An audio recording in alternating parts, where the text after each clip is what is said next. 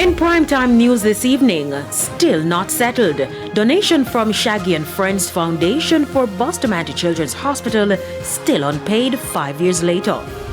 Road crashes ahead of silly season pressuring hospitals already.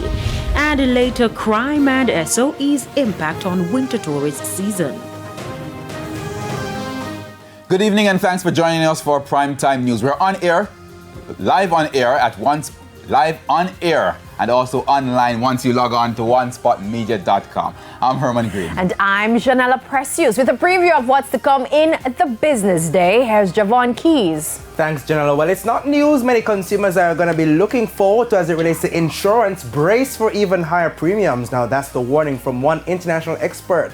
The details later on.